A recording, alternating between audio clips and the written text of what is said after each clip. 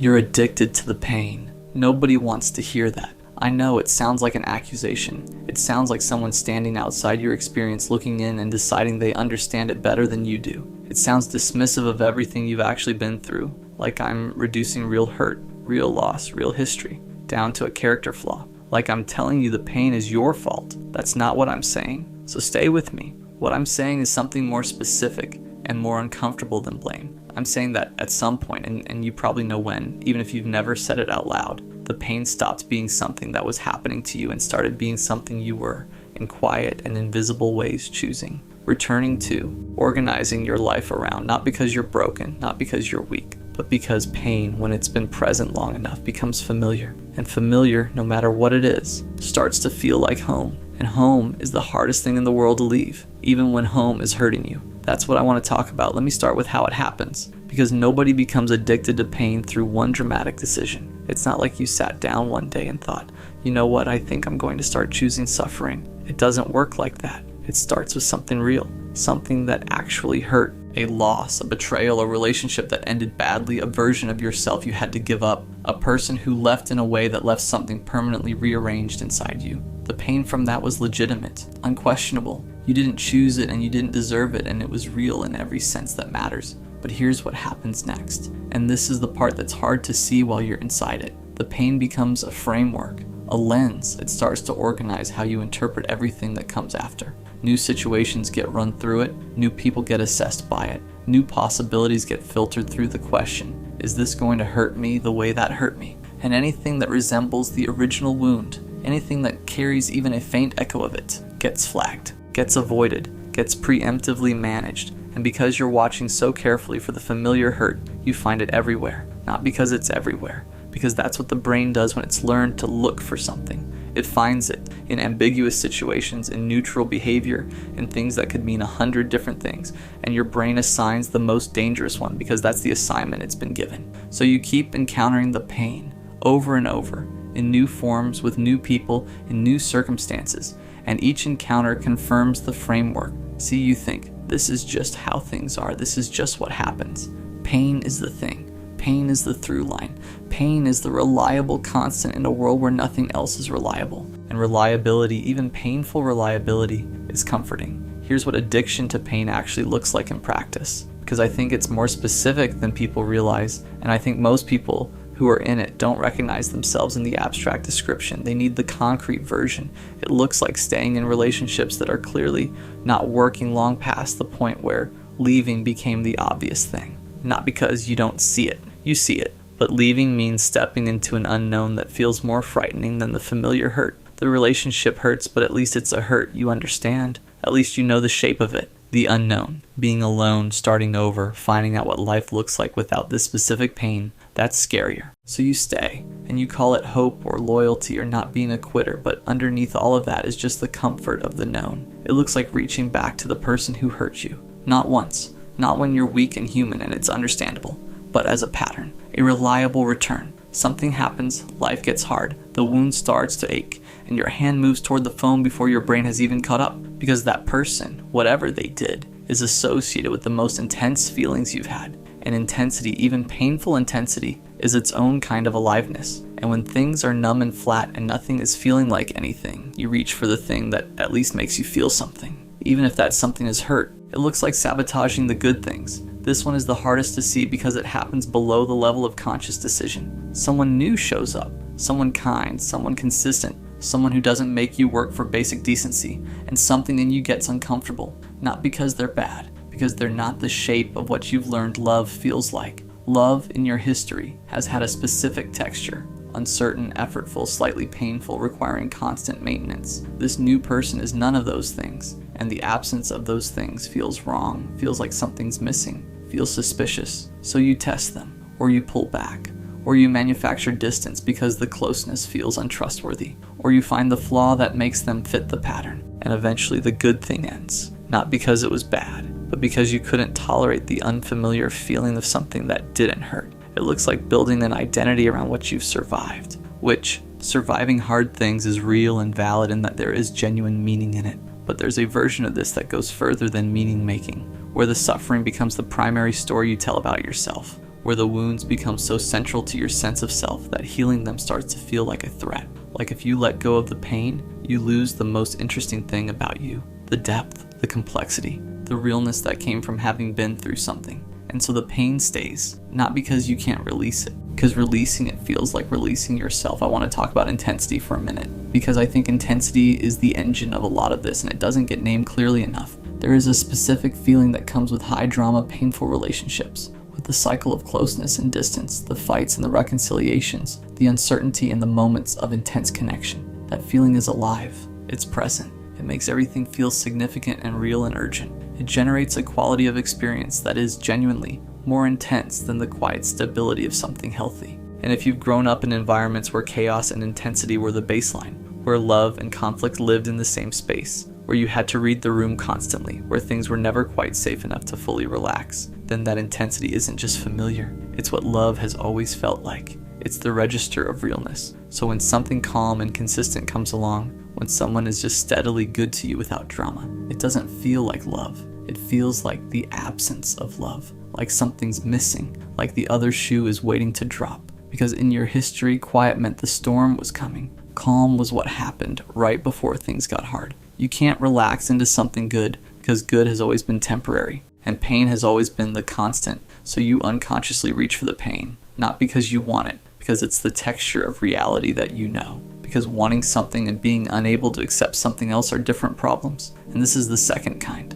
Here's the part that requires the most honesty, and I want to say it carefully because I think it's important, and I also think it's easy to misread. Staying in pain is easier than healing from it, not easier as in less unpleasant, easier as in requiring less. Healing requires action. It requires looking at things you'd rather not look at, changing patterns that feel fundamental to who you are, building a tolerance for the unfamiliar feeling of things being okay. It requires sitting with the grief of what happened instead of staying busy with the ongoing drama of what's still happening. Pain, when it's active, keeps you occupied. There's always something to manage, something to process, something to respond to. The relationship that's not working gives you constant material. The person who keeps hurting you keeps giving you something to feel. The cycle keeps moving, and as long as it's moving, you don't have to stop and face the stillness underneath it. The stillness is where the real grief lives. The stillness is where you'd have to fully feel the original loss. The one this has all been about from the beginning. The one that started the framework, the one you've been running various versions of ever since. That stillness is what the addiction to pain is actually protecting you from.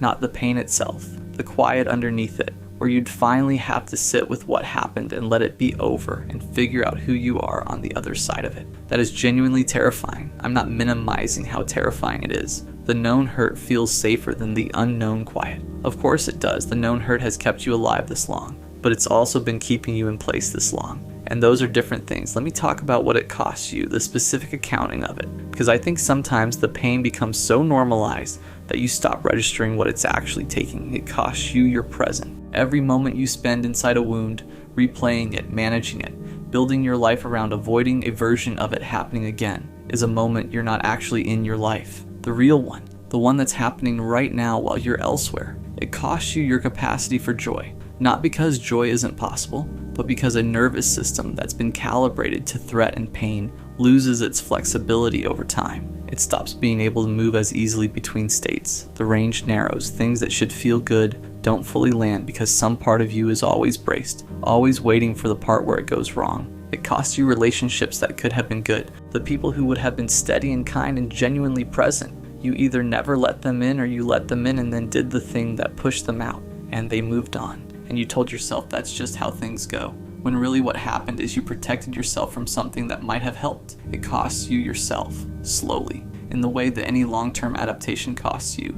You become so shaped by the pain, so organized around it, so identified with it, that the version of you that existed before it becomes harder and harder to access. The lighter version, the one that laughed more easily, the one that trusted more readily, the one that didn't spend so much energy managing, embracing, and surviving. That version isn't gone, but it's buried under a lot of necessary armor that stopped being necessary a while ago. So what does getting out of this actually look like? Not a 10-step plan, not a clean, linear process. Something messier and more honest than that. It starts with naming it. which you're doing right now, or at least starting to. Seeing the pattern not as bad luck or as the way things are, but as a pattern. Something that has a cause. Something that makes a kind of sense. Something that was once adaptive and has since become the problem. That naming doesn't fix anything immediately, but it changes your relationship to what's happening. You stop being a passive recipient of the pain and start being someone who can see it clearly enough to eventually make different choices. It requires grief, real grief. Not the managed ongoing grief of an active wound,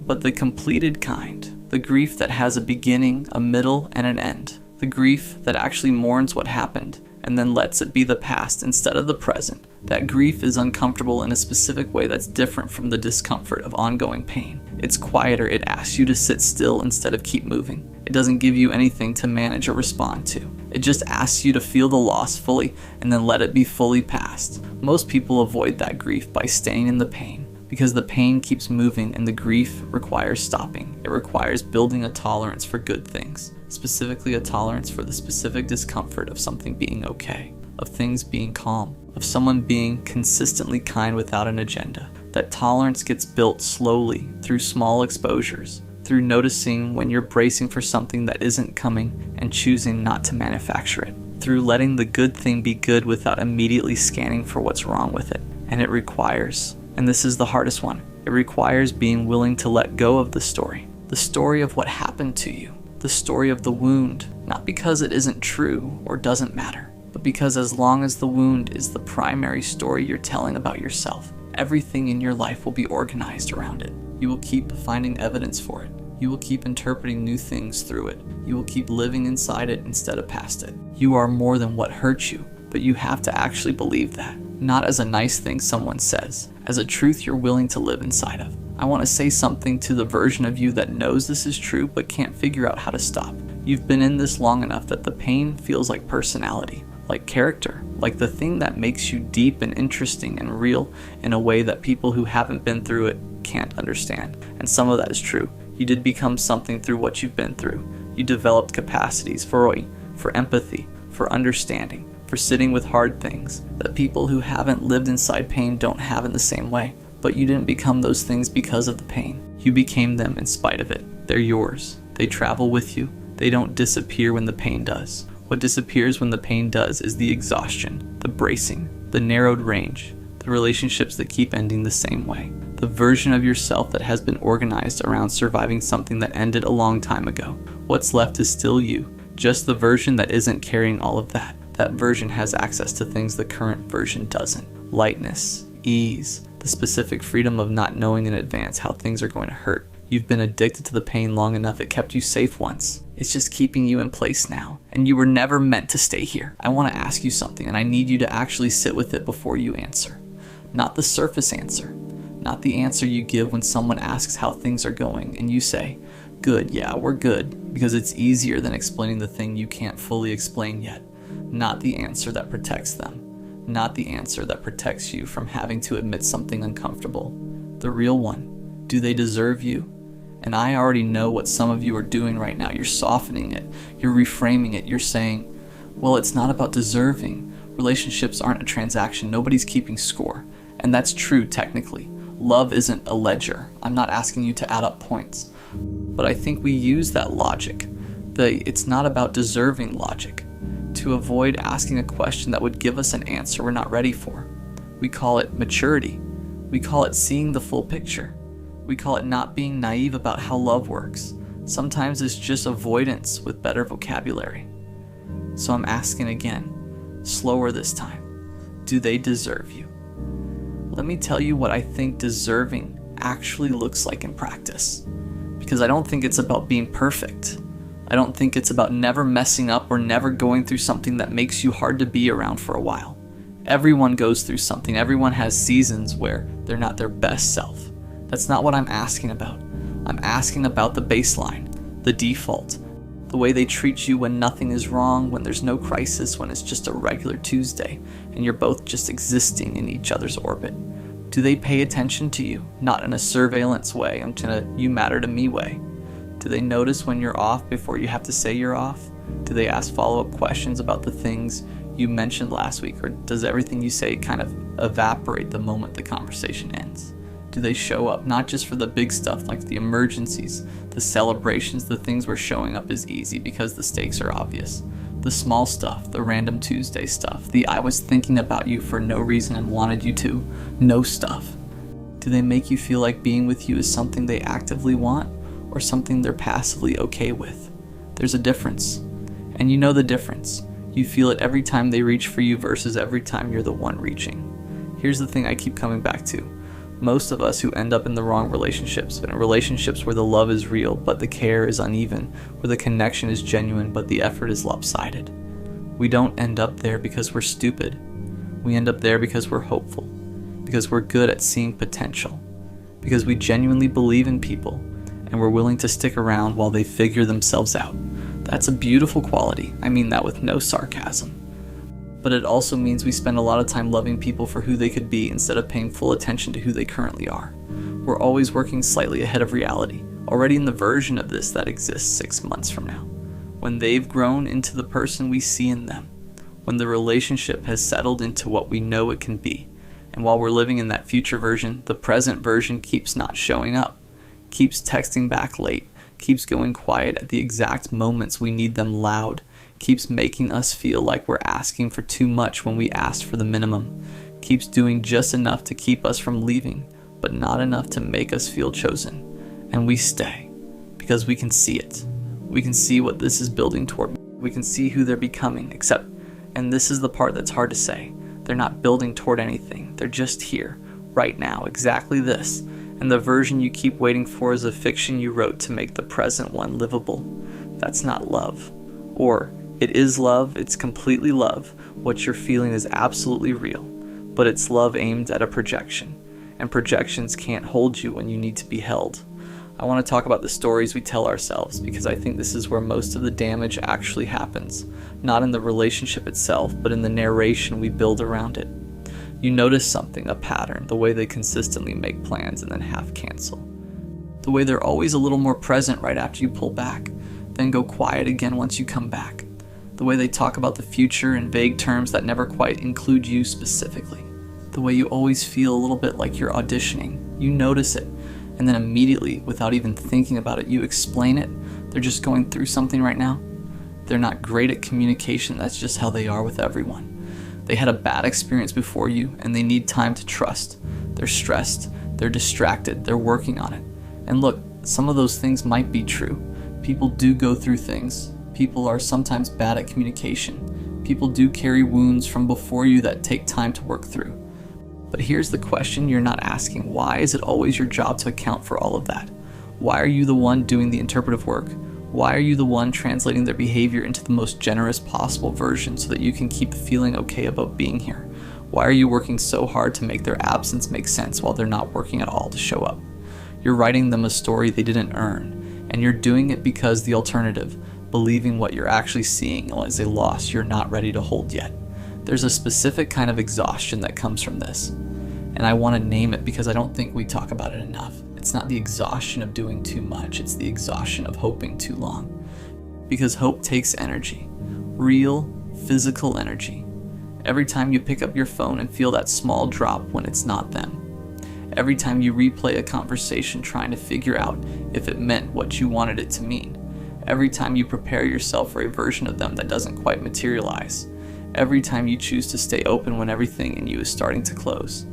That's work. Invisible, unacknowledged, completely unsustainable work. And the worst part is you can't really explain it to anyone. Because from the outside, everything looks fine. You're together. You're okay. Nothing catastrophic has happened. There's nothing to point to. It's just this quiet, constant, low-grade drain. Like a light you left on in a room you're not using. It doesn't seem like much, but eventually it runs something down.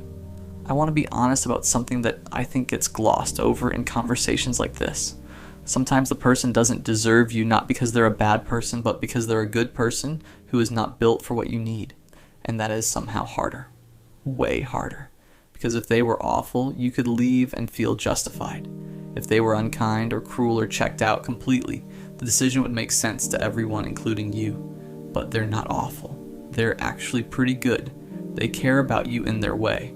They have real qualities that you love. They've been there for you in real moments. The history is real. The warmth is real. They're just not enough. For you, specifically. For the way you love and the way you need to be loved. And that's a loss that doesn't fit neatly into any category. You can't be angry about it. You can't even fully grieve it because nothing technically died. It just quietly wasn't what you needed. And the longer you stay, the more you reshape yourself to fit into something that was never quite your size. Deserving isn't only about behavior. It's about fit. It's about whether this person, as they actually are right now, is capable of giving you what you actually need. Not theoretically, not eventually. Now. And if the honest answer is no, even if you love them, even if they love you, even if it's real, that no matters, let me ask you something else. When you imagine your life 5 years from now, the version you actually want, not the version you've been negotiating yourself down to, are they in it? Not as a project, not as someone you're still patiently developing, as a person, as who they are right now exactly as they are, flaws and growth edge and current limitations and all. Do you want that, or do you want the idea of them completed? Because there's a version of staying that is really just an extended negotiation with reality, where you're not in the relationship you have, that you're in the relationship you're waiting for, and that waiting can go on for a long time if you let it. Long enough that you forget you were waiting. Long enough that it starts to feel like this is just what love is. It's not. Love is not a holding pattern. Love, real, actual, mutual, present tense love, feels like landing, like arriving somewhere, like the effort you're putting in is going somewhere and being met and building something. If it doesn't feel like that, if it feels more like effort into a void and hope into a silence, then I think you have your answer to the original question. They don't deserve you not because they're terrible, but because deserving you means being present for you, means meeting you somewhere close to where you're standing, means caring enough to try in ways that are visible and consistent and real. And they're not doing that. Not enough, not yet, maybe not ever. Now here's the part where I have to be honest about the other side of this. Because this isn't a clean story with a clean villain. Sometimes, not always, but sometimes, the reason we end up with people who don't quite show up for us is because we make it too easy for them not to. We pick up the slack so seamlessly that they never feel the gap. We cover for their absence so naturally that they don't even register there's been an absence to cover for. We're so consistent, so giving, so reliably there, that they get used to being the one who receives.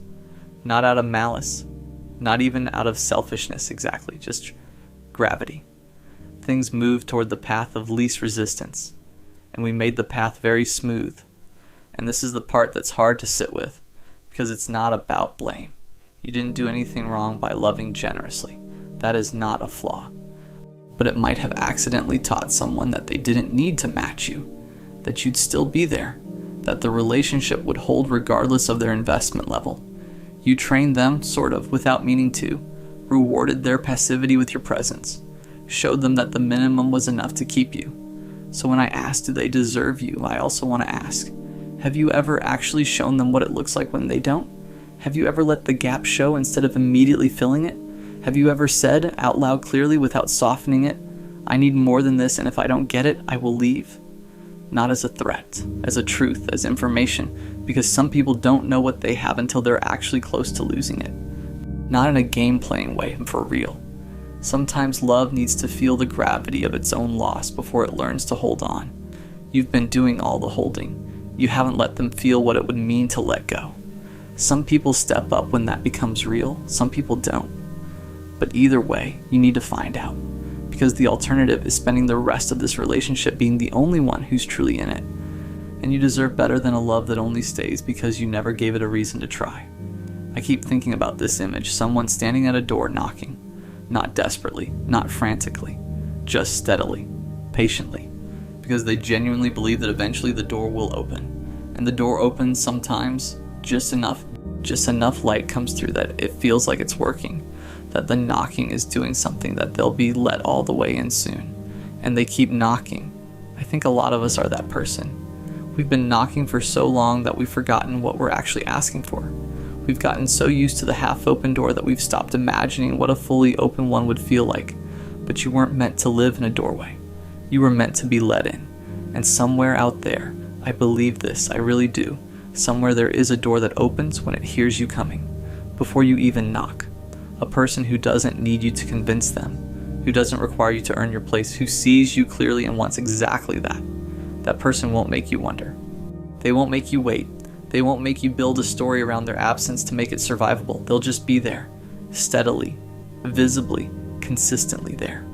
I want to say one more thing before we get to the end of this, and it's the part I think people need to hear the most, even though it's the part most people are least ready for.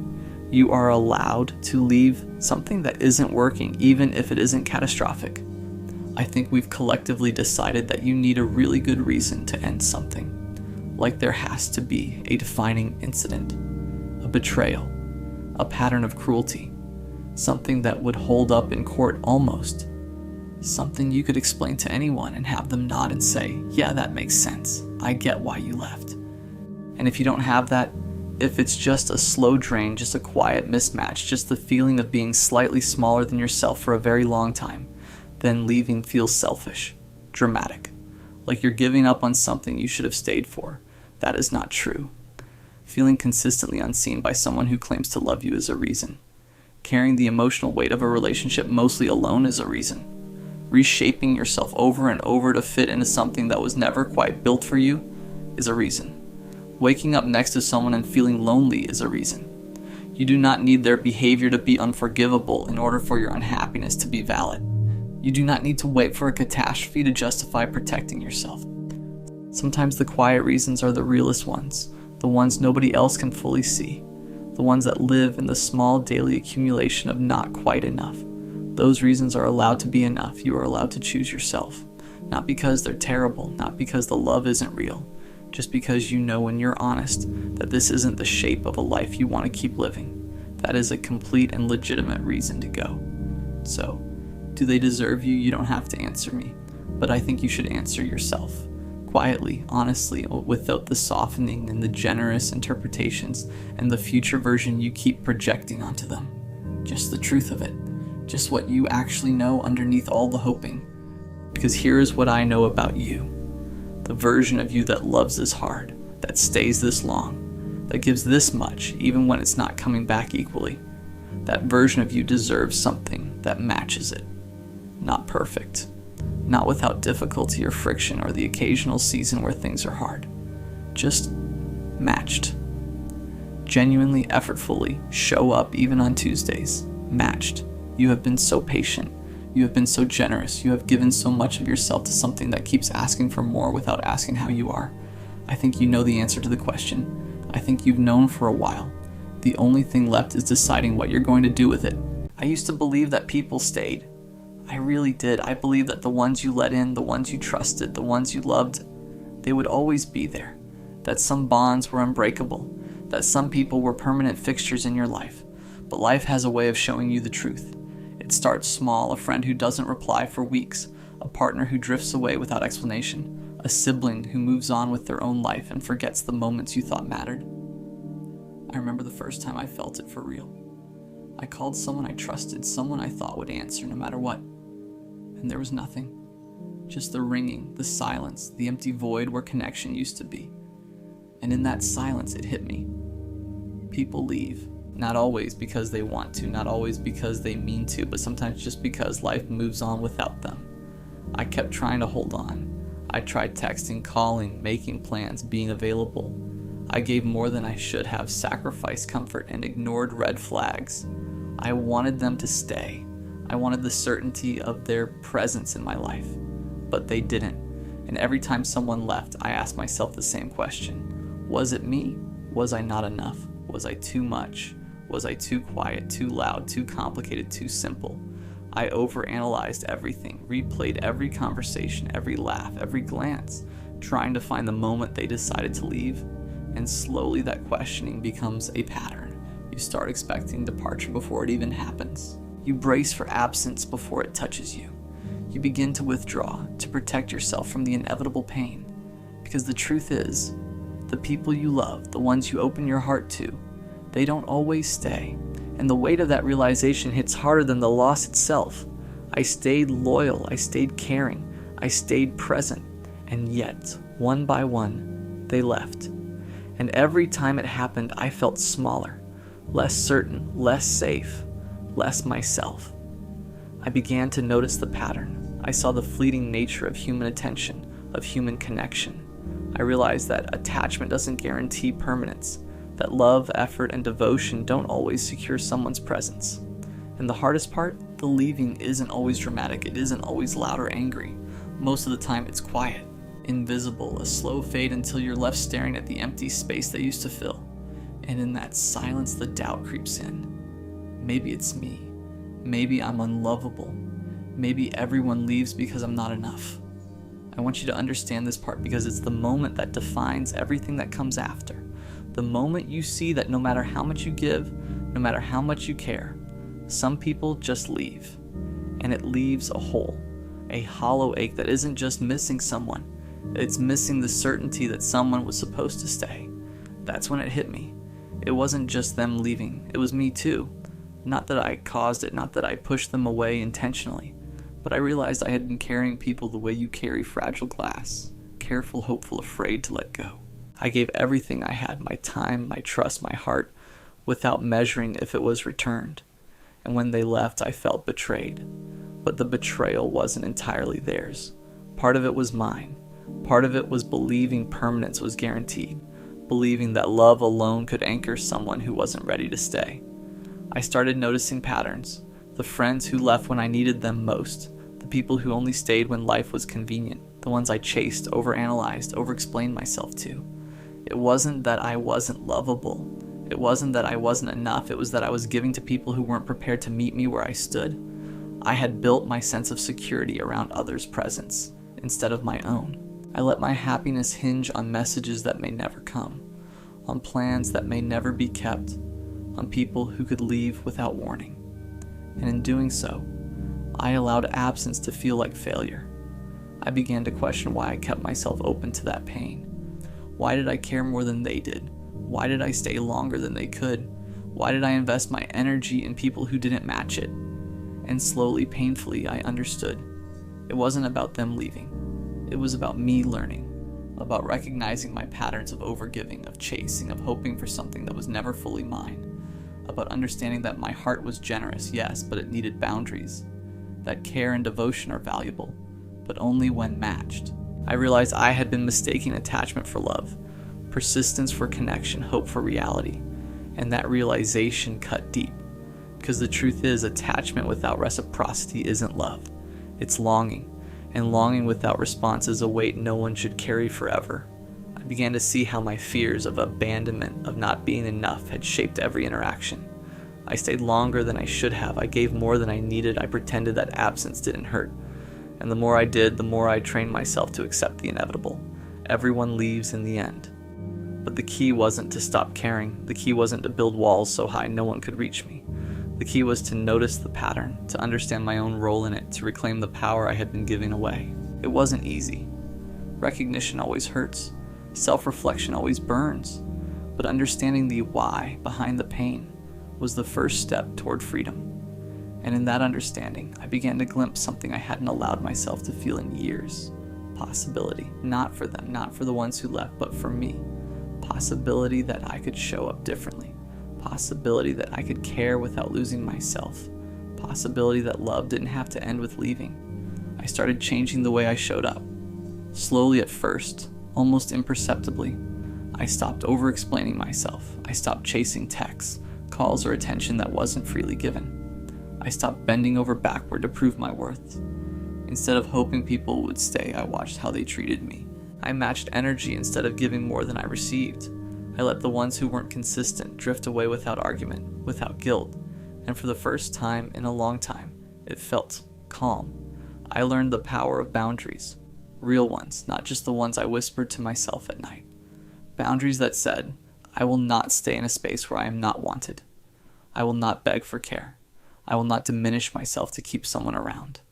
Boundaries that felt like armor, but also like freedom. I realized something important. Leaving isn't always their choice. Sometimes it's a reflection of their own lives, their own struggles. Sometimes they leave because they can't stay. And that's not my failure. That's not a reflection of my worth. I started to internalize it.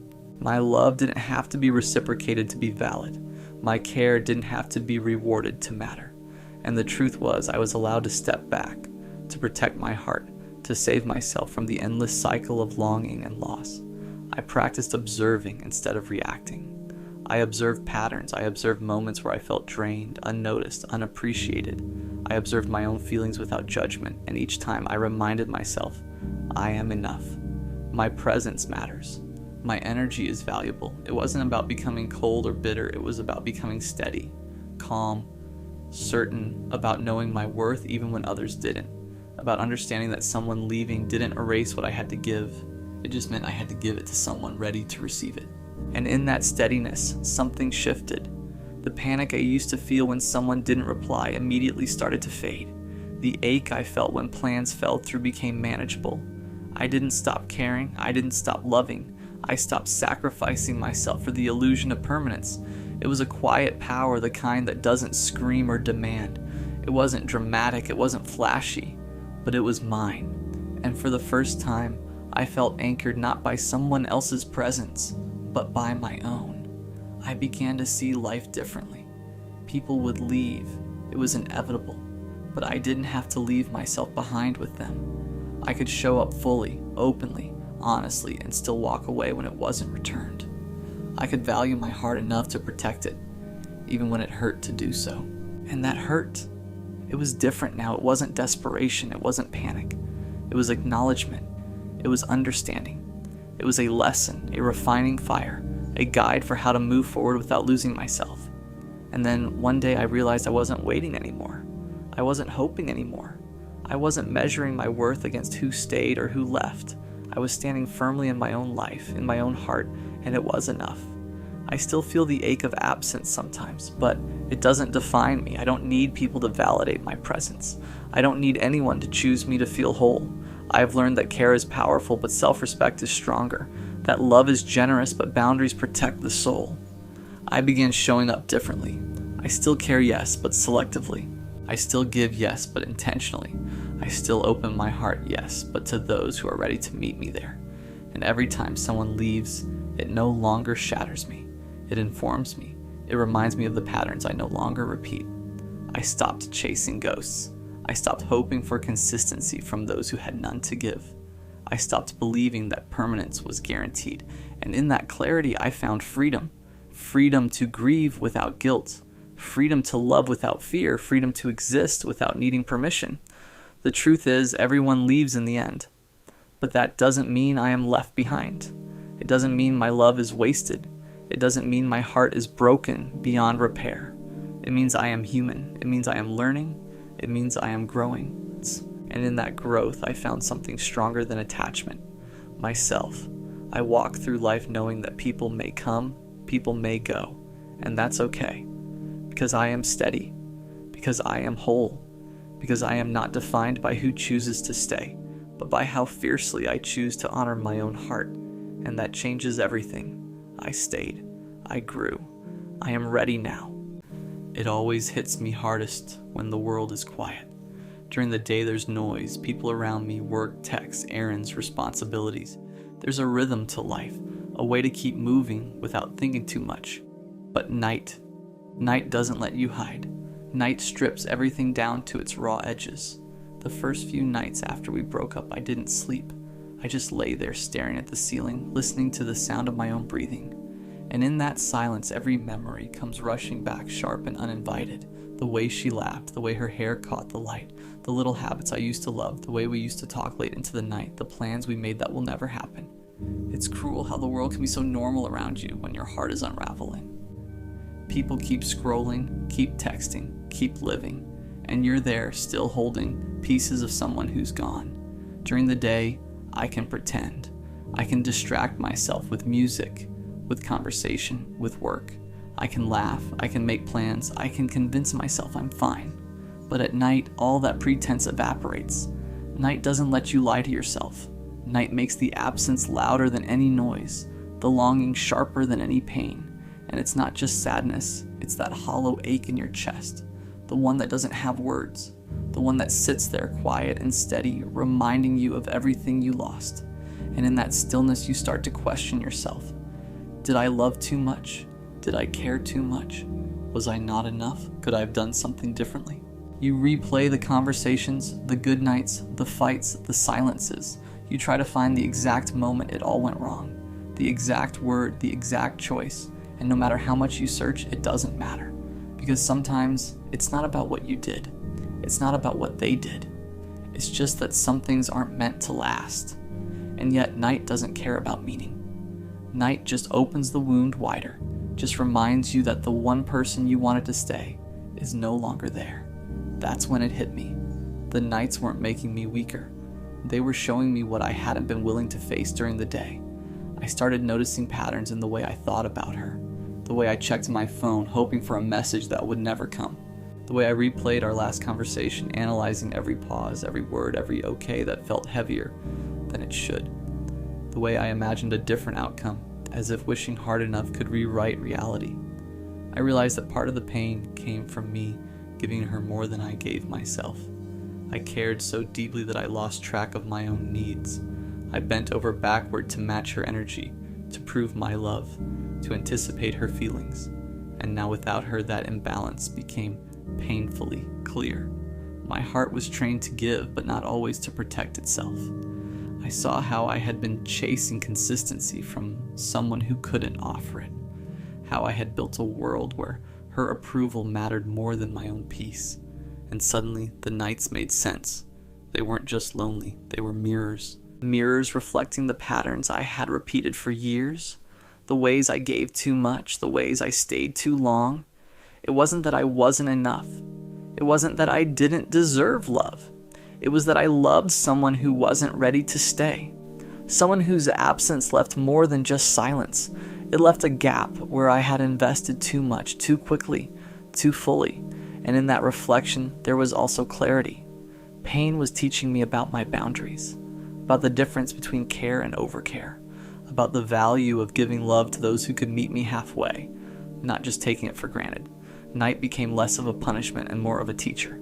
Each hour spent awake, each tear shed, each memory revisited was a lesson in self-awareness. I realized I couldn't force someone to stay. I couldn't bend my heart around their hesitations or their inability to commit. And as much as it hurt, understanding that was freeing. It was the first step toward protecting myself. The first step toward respecting my own heart as much as I had respected hers. The nights still hurt, but now they carried meaning. They weren't just reminders of loss, they were reminders of growth. Reminders that my love had been real, that my care had been deep, that my heart was capable of giving fully. And maybe, just maybe, it was time to learn how to give it to myself as well. The first nights I tried to change how I felt, I failed. I thought maybe I could trick my heart, distract my mind, or numb the ache with noise and movement. But grief isn't a problem you solve. It's a presence you sit with until it no longer controls you. So I started small. I stopped rereading old messages. I stopped imagining her next move, stopped hoping for signs, stopped reaching into the empty space she left behind. I deleted the photos I didn't need, muted the notifications I compulsively checked, and told myself the truth. She isn't coming back. Not the way I imagined, not the way I wanted. I began creating boundaries I had never known I deserved. Boundaries that weren't about anger or bitterness, but about self-respect. I stopped answering when I didn't want to. Stopped chasing conversations that led nowhere. Stopped over-explaining my feelings to someone who couldn't hold them. I started giving my attention only to the people and things that reflected care back to me. And with those boundaries came a subtle power shift. I wasn't consumed by her absence anymore. The night still whispered her name, still nudged memories into sharp focus, but I was no longer collapsing under them. I observed the pain, acknowledged it, let it move through me, and then returned to myself. I was no longer the person bending, waiting, and stretching my heart to fit someone else's inconsistency. I was steady, I was anchored. I replaced desperation with selectiveness. I matched energy instead of chasing it. I learned that showing care didn't require sacrificing my own peace. I realized that being alone at night didn't have to be punishment. It could be reflection, a time to breathe, a space to understand my own heart. The nights didn't stop being lonely immediately. They never do. But now, the silence was softer. It was a quiet room where I could hear myself think, where I could notice patterns, where I could prepare to love again, not someone else, but myself first. The ache became tempered by clarity. The longing became tempered by choice. I realized that part of healing isn't forgetting, isn't rushing, isn't trying to feel normal again. Healing is learning how to stay whole even when the world is quiet. Healing is sitting with the hurt until it teaches you what it means to protect your heart, to honor your needs, and to see that love isn't a game of endurance. It's a reflection of mutual care, and you deserve to experience it fully with someone willing to meet you there. Night was no longer a place where I broke, it was where I built myself back up. Eventually the nights became quieter, not because the memories disappeared, but because I stopped letting them control me. I no longer felt like a ghost wandering through someone else's absence. Instead, I learned to exist fully in my own presence. I started noticing the small ways I reclaimed myself. I laughed without guilt. I made plans without hesitation. I let friends in without fear of being too much. I learned to fill the quiet with my own voice, not the echo of someone else's. And slowly I began to recognize a simple truth. The pain didn't break me. It refined me. I understood now that loving someone who couldn't stay wasn't a failure. It wasn't a reflection of my worth. It was a reflection of timing, of readiness, of circumstances beyond my control. I had loved deeply, and that capacity for love remained mine. My heart was intact. My integrity was intact. And the nights, once a reminder of what I lost, became a testament to what I had survived. I still remember the ache, the longing, the late hours where silence felt heavier than anything else. But now that ache sits beside strength, not despair. I carry the lessons instead of the bitterness. I honor the love I gave, but I no longer tether my happiness to someone else's choices. I walk away from the nights with my head held higher, with patience, with calm, and with the knowledge that my heart is valuable enough to wait for someone who chooses me fully. It hurts, and it will hurt for a while, but it won't break me. Pain didn't claim me. It taught me. It sharpened my awareness. It taught me boundaries. It taught me self-respect. And most of all, it taught me that being alone at night doesn't mean being unloved. It means I'm ready to love myself fiercely, completely, without compromise. The nights are still there.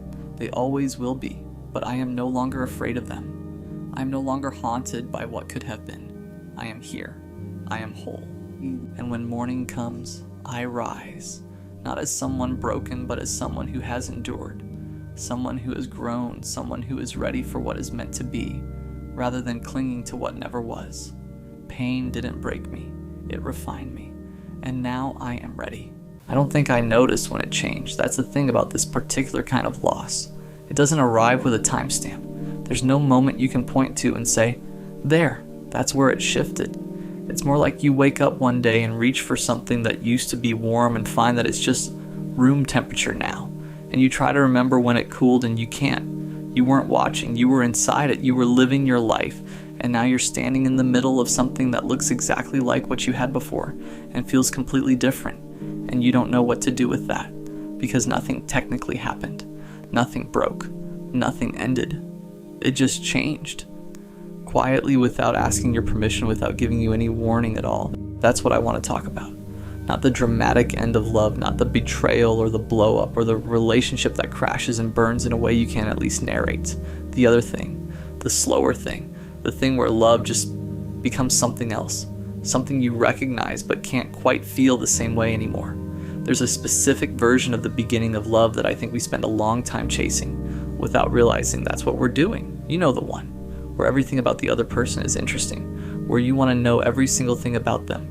Not because you're trying to assess them as a partner, not because you're running through a checklist, but because the information itself is fascinating, because it's them, because every detail adds to this picture you're building and the picture keeps getting better, where you think about them in between seeing them, not anxiously, not the worried, overthinking kind of thinking, just the warm kind, the kind where they drift into your head while you're doing something else and it makes whatever you're doing a little lighter. Where physical closeness feels like relief, where being in the same room as them is just better than being in a room without them, where you reach for them automatically without thinking, because reaching for them is just what your body does now. I'm not being naive about it. I know that phase doesn't last forever. I know it's not meant to. I know that what comes after it, the familiarity, the depth, the specific comfort of being truly known over time, is supposed to be richer, more real, more sustainable. I know all of that. But I also think something important lives in that early feeling that can get lost in the transition. And when it gets lost, when you notice it's gone and you can't find where you left it, it's one of the more disorienting experiences a person can have. Because you still love them. You're sure of that. You're almost certain. But the love feels different now, and you don't know if different means deeper, or if different means diminished, or if different means something is wrong, or if this is just what love becomes, and you're supposed to be fine with it. And you don't want to say that out loud. Because saying it out loud makes it real. Because saying it out loud means you might have to do something about it. Because saying it out loud to the person you love means watching their face change in a way you can't take back. So you keep it in, and you try to figure out if what you're feeling is a truth or just a season. Let me try to describe what it actually feels like, the texture of it, because I think the experience is specific enough that it deserves specificity.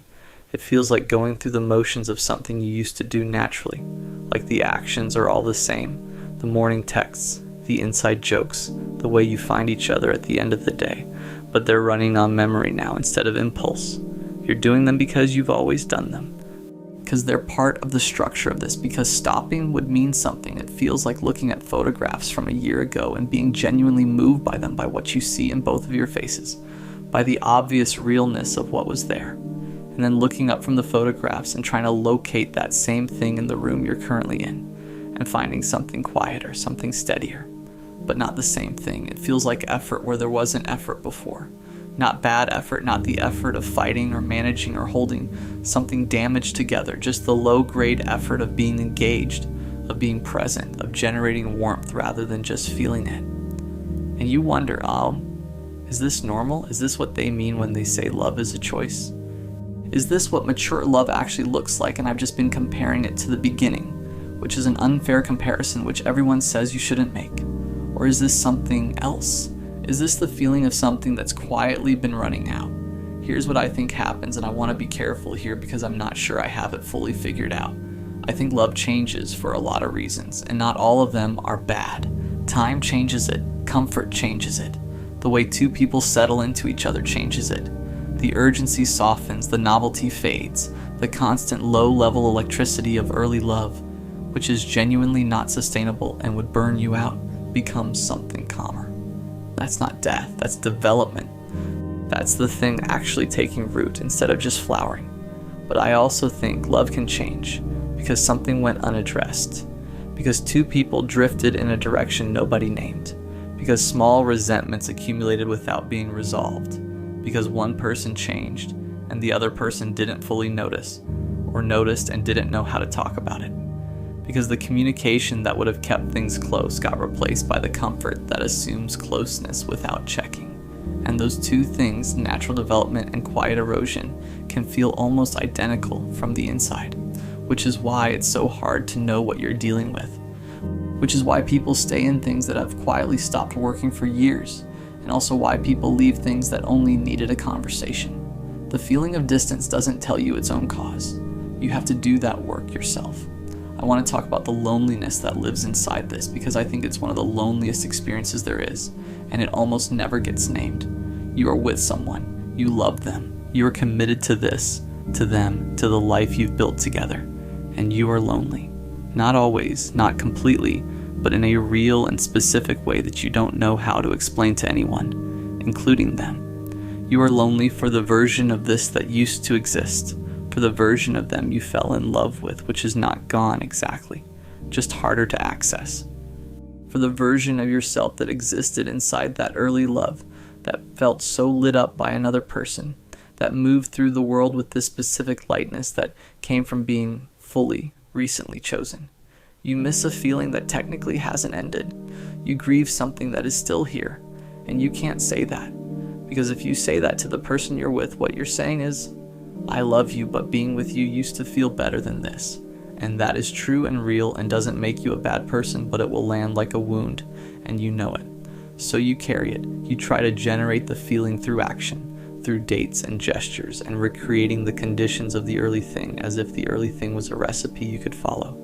Sometimes that works for a night. Sometimes you catch a glimpse of it and it's enough to keep you going. Sometimes it doesn't work and you sit across from someone you've loved for years, feeling further away than the distance between your chairs. There are things that change love that we don't talk about honestly enough. Disappointment changes it. Not the dramatic kind, the quiet kind.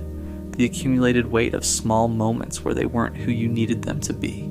The times you needed them to show up and they didn't. The conversations you tried to have that went nowhere. The ways they've let you see them clearly.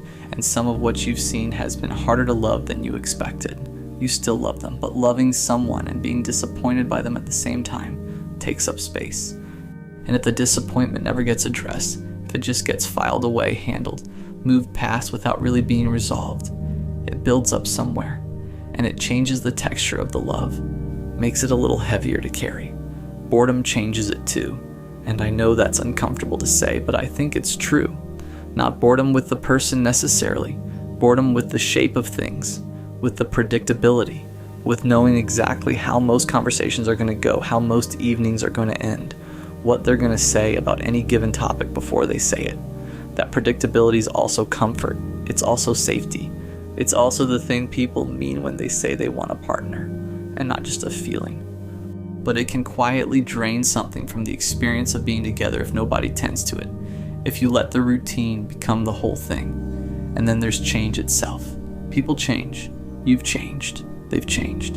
And sometimes two people change in directions that continue to align, and sometimes they change in directions that quietly diverge. And if you're not paying attention, if you're assuming alignment because that's how it used to be, you can find yourself standing next to someone who is genuinely different from the person you fell in love with without either of you having done anything wrong. I want to say something about the guilt, because I think people who feel this carry a disproportionate amount of guilt for something that isn't a moral failing. You didn't choose for love to feel different. You didn't decide one morning to care less, to feel less, to be less moved by the person you've committed yourself to. It didn't happen because you weren't trying hard enough or grateful enough or mature enough. Feelings don't work like that. You cannot effort your way into an emotion. You cannot guilt yourself into warmth.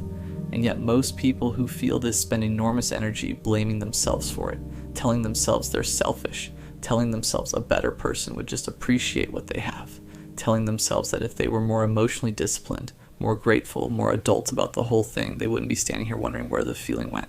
That's not fair, and it's also not useful. The guilt doesn't bring the feeling back. It just adds a layer of shame on top of an already uncomfortable truth.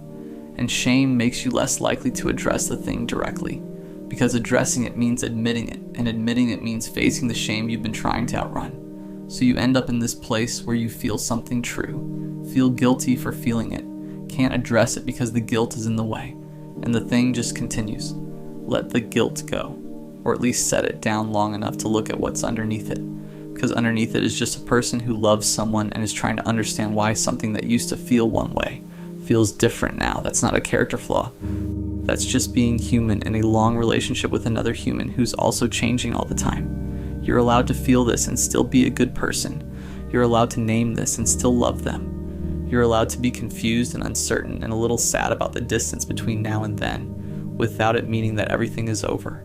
Give yourself that much. You've been carrying this long enough without that. So what do? I don't think there's a clean answer to that. I think it depends on what you're actually dealing with. Whether this is natural development or quiet erosion, whether the love has changed or the relationship has stopped tending the love, whether you've grown apart or just stopped checking in. But I do think the first thing is naming it, saying it somewhere, even if just to yourself first. Not dramatizing it, not catastrophizing it, just being honest about what you feel. Love feels different now. I don't know what that means yet. But it's true, and I'm not going to keep pretending it isn't, because the pretending is what makes it worse. The pretending is what lets the slow erosion continue unchecked. The pretending is how two people who once loved each other deeply and fully end up feeling like strangers sharing a space, both of them grieving something neither of them ever named. You owe it to yourself and to them to name it, not as an accusation, not as a verdict, just as information. As a real and honest thing that's happening inside you that the relationship deserves to know about. Because sometimes naming it is what brings it back. Sometimes the conversation you've been afraid to have is the thing that opens a door you thought had closed. Sometimes love that has quieted down is not love that has ended. It's love that stopped being tended and just needs someone to tend it again.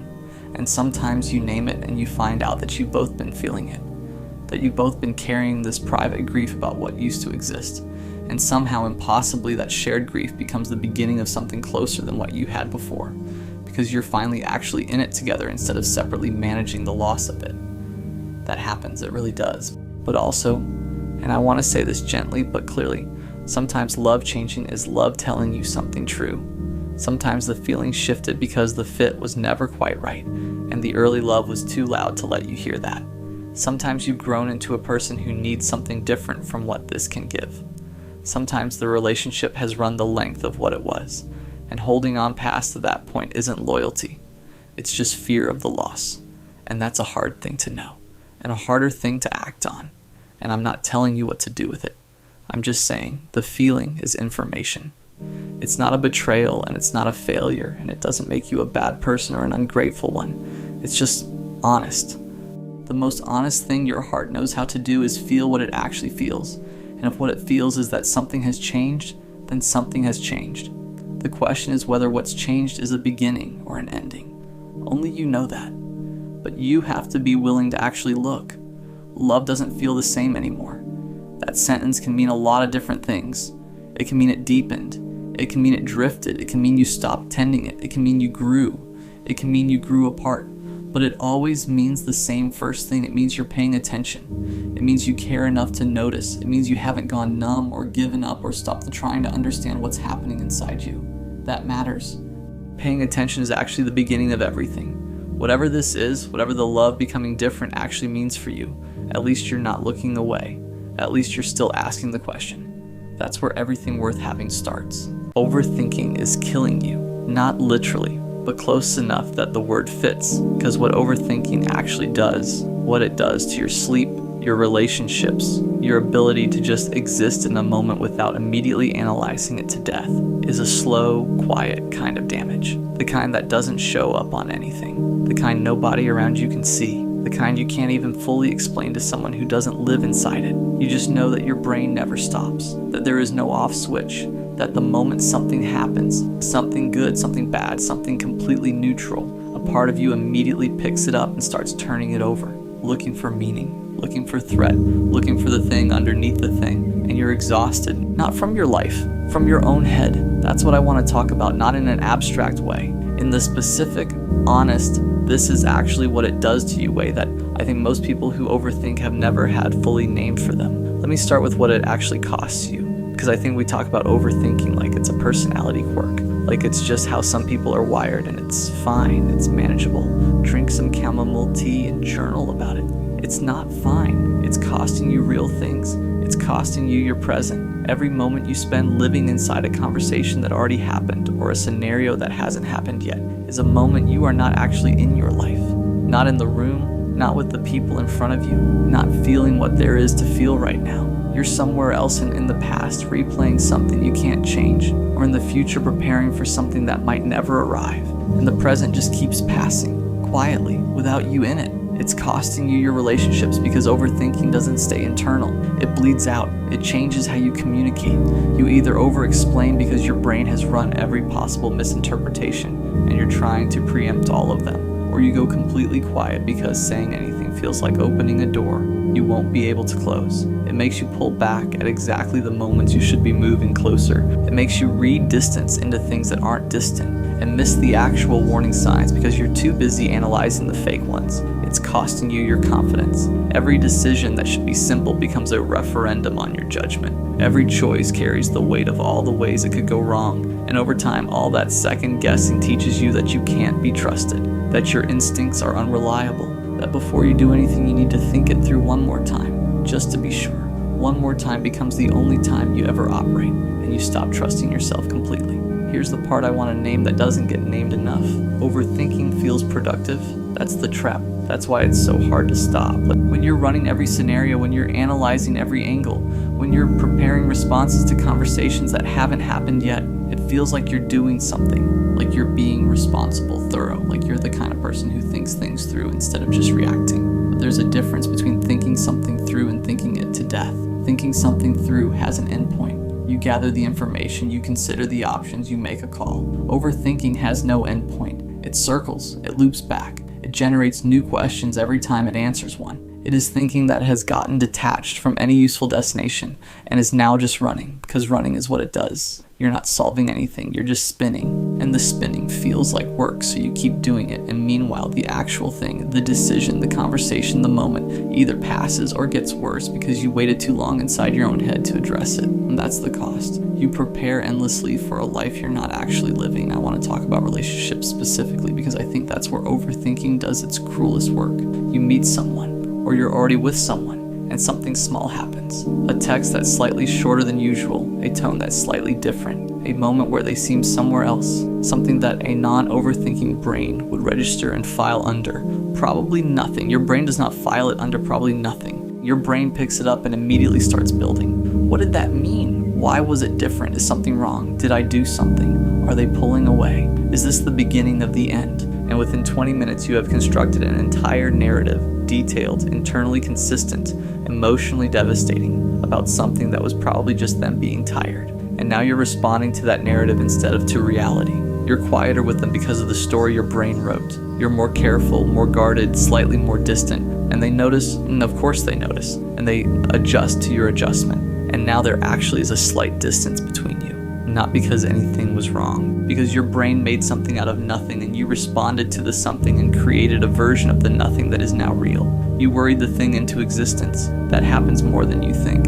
The distance you're always afraid of, the one you're constantly scanning for, sometimes you're the one creating it, not intentionally, not consciously, just by living inside the story your brain built instead of the reality that was actually there. There's something I want to say about the specific exhaustion of being an overthinker in a relationship with someone who isn't, because the gap between those two processing styles is genuinely one of the hardest things to bridge.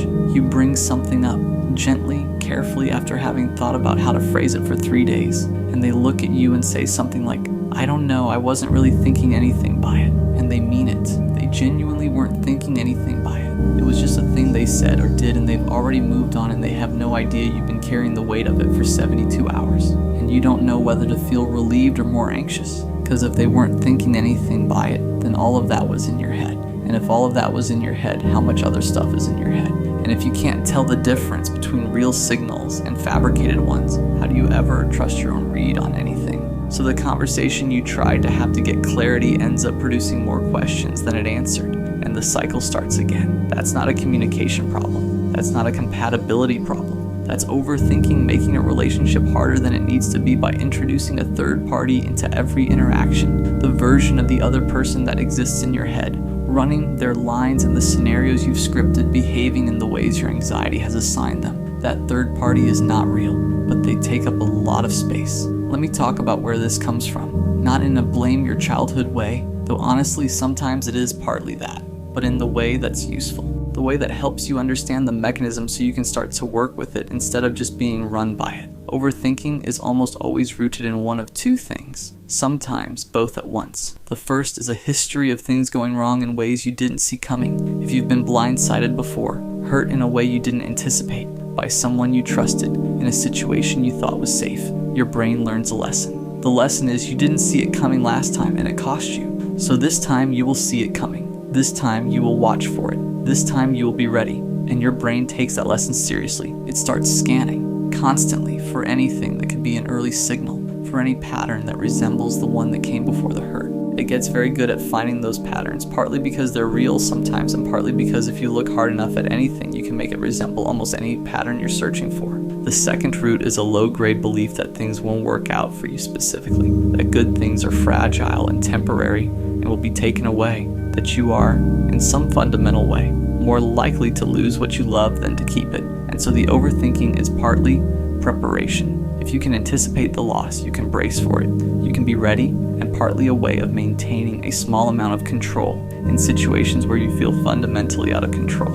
Neither of those roots make you broken. They make you someone who learned to protect themselves in the only way that made sense at the time. The problem is that protection has outlasted the thing it was protecting against, and now it's protecting you from things that aren't actually threatening. And the protection itself is the thing doing the damage. I want to talk about what overthinking does to your sense of self. because I think this is the part that goes most unacknowledged and does the deepest damage. When you overthink long enough, and when you spend enough time living inside hypothetical versions of events rather than actual ones, you start to lose the thread of who you actually are underneath all the analysis. Because overthinking requires you to constantly model other people, to simulate how they see you, what they think of you, how they're interpreting your words and actions. And the more you do that, the more your sense of yourself becomes contingent on those simulations. You start to know yourself primarily through the imagined eyes of other people. Your self-image becomes a composite of all the ways you've imagined being perceived. That's not a self, that's a performance with no audience. And the real you, the one with instincts and preferences and reactions that don't need to be analyzed before they're allowed to exist, that person gets quieter and quieter the longer the machine runs. Because every time a feeling or an instinct arises, the overthinking brain immediately intercepts it, runs it through the filter, asks whether it's appropriate, whether it's too much, whether expressing it will cause a problem. And most of the time, the feeling gets managed instead of felt, processed instead of expressed, filed away instead of lived. You become someone who is very good at understanding emotions and very unpracticed at actually having them in real time. That's a loss, a quiet, accumulating, significant loss. Here's what nobody tells you about trying to stop overthinking. You cannot think your way out of overthinking. I know how obvious that sounds. I know.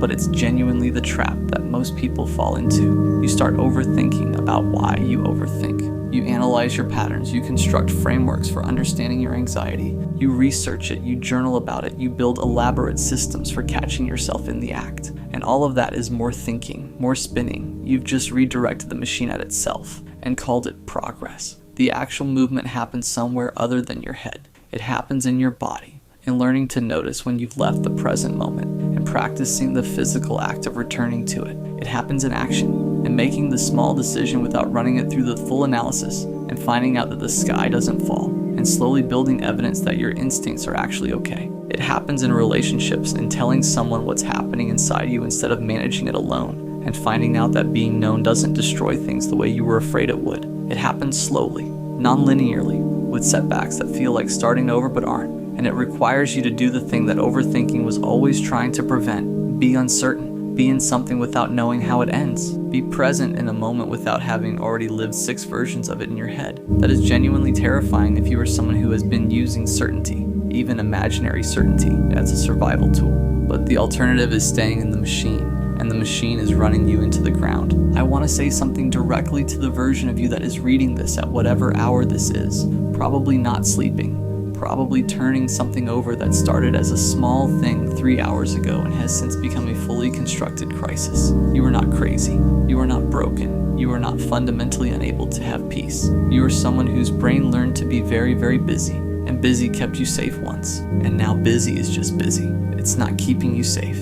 It's keeping you from resting, from connecting, from being in your own life without the constant background noise of what if and what does it mean and what's going to happen. The thought you're carrying right now, the one that feels urgent, the one that feels like if you just think about it a little longer, you'll finally land on the answer that makes it okay. That thought is lying to you. The answer isn't in more thinking. The answer is in putting it down long enough to find out that the world didn't end when you stopped holding it. You are allowed to rest. Now you've figured it all out. Now, before the resolution, before the certainty, before you've run every scenario to its conclusion. Now, in the middle of not knowing, that's the only place rest is ever actually available. Overthinking is killing you slowly, stealing your sleep, your presence, your relationships, your trust in yourself, your ability to just be somewhere without immediately trying to understand and analyze and prepare for what being there might mean. You know this. You've known this. The problem was never that you didn't understand the damage. The problem is that stopping felt more dangerous than continuing. But you've been doing this long enough now to know that the danger isn't out there.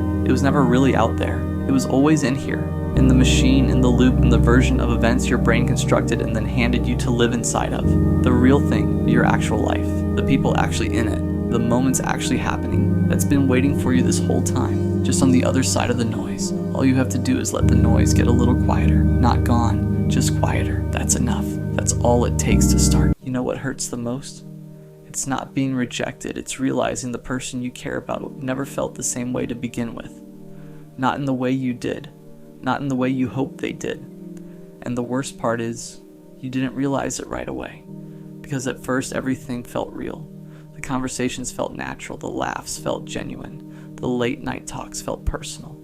There were moments where it seemed like something deeper was building between you. Little moments that made you believe this could actually turn into something. And when you start believing that, your heart slowly gets involved. Not all at once, but piece by piece. You start paying more attention to them. You notice the way their voice changes when they're excited, the way they talk about the things they care about, the way their mood shifts when something's bothering them. You start remembering small details about them without even trying, things they mentioned once in passing, their favorite music, their favorite food, the stories about their past, and without realizing it, they begin taking up more space in your mind. You think about them when something funny happens. You think about them when you hear a song they would like. You think about them when something reminds you of a conversation you once had. That's how feelings grow, quietly, naturally, without asking permission. But somewhere along the way, something starts to feel different, not wrong, just uneven. You notice that you're always the one starting conversations. You're the one asking questions, the one keeping things going, the one making the effort to stay connected. They still respond. They still talk to you. They still laugh and joke like everything is normal. But something about it feels lighter for them, like they're enjoying the moment, but not investing in it the same way you are. And you try not to think too much about it because you don't want to ruin what you have. You tell yourself you're overthinking. You tell yourself they might just be busy or distracted or maybe just not good at expressing their feelings. So you keep showing up, you keep being patient, you keep being kind. Because part of you believes that if you're consistent enough, if you're supportive enough, if you care enough, maybe one day something will change. Maybe one day they'll look at you differently. Maybe one day they'll realize you were there all along. Maybe one day the feeling will finally grow on their side too. But deep down, there's a quiet fear you try not to face. A small voice that keeps asking the same question. What if they never feel the same way? And that thought is something your heart isn't ready to accept yet. Title: She Doesn't Feel the Same Way. Part 2. The hardest part isn't the moment you realize she doesn't feel the same way. It's everything that happens before that moment. The waiting, the hoping, the convincing yourself that maybe you just need to give it more time. Because feelings don't always grow instantly, right? Sometimes people just need space. Sometimes they need to see your consistency. Sometimes they need to realize what's right in front of them. At least that's what you keep telling yourself. So you keep showing up. You keep answering her messages. You keep making time for her even when your day is busy. You listen when she talks about her problems. You support her when she's stressed. You try to be the person she can always rely on, the person who understands her, the person who stays. And slowly, you start building this idea in your head, not just about who she is, but about who the two of you could be together. You imagine simple things, conversations that haven't happened yet, moments that might happen someday, little scenarios where everything finally clicks into place. And those thoughts feel good. They make the waiting feel worth it. They make the uncertainty easier to ignore. Because as long as there's still a possibility, you don't have to let go of the hope. But reality has a quiet way of revealing itself. Not all at once. Not with some dramatic moment, just small things that slowly start adding up. Like the way she talks about someone else, not realizing how it lands when she says it. Or how she mentions a guy she finds attractive. Like it's just normal conversation. Like it wouldn't affect you. Or the way she disappears for hours, sometimes days, then comes back like nothing happened. And you're just happy she replied at all. Even if the message is short, even if the effort feels minimal, you start noticing the imbalance, but you don't want to believe it means something, because admitting the truth would mean facing a reality you've been avoiding, that maybe you care more than she ever will, that maybe you've been building something in your mind that she never intended to build with you. And the worst part is, she didn't lie to you. She didn't promise anything. She didn't say the words that would make you believe she felt the same way. You just filled in the silence yourself. You interpreted the kindness as something deeper, the attention as something meaningful, the connection as something mutual, but kindness isn't always love. Attention isn't always interest, and connection doesn't always mean someone sees you the way you see them. And slowly, the truth starts getting harder to ignore, not because she suddenly tells you, but because her actions begin saying something your heart can't keep pretending not to hear. She doesn't feel the same way, and the longer you hold on to hope, the heavier that realization becomes. At some point, the truth stops whispering, and it starts becoming impossible to ignore. Not because she finally sits you down and says the words. Most of the time, that conversation never even happens. The truth shows up in quieter ways than that. It shows up in patterns, in effort, in the way someone chooses to show up in your life, or the way they don't. You start noticing things you used to overlook. How you're always the one starting the conversation. How if you stop texting first, the silence stretches longer than you expected.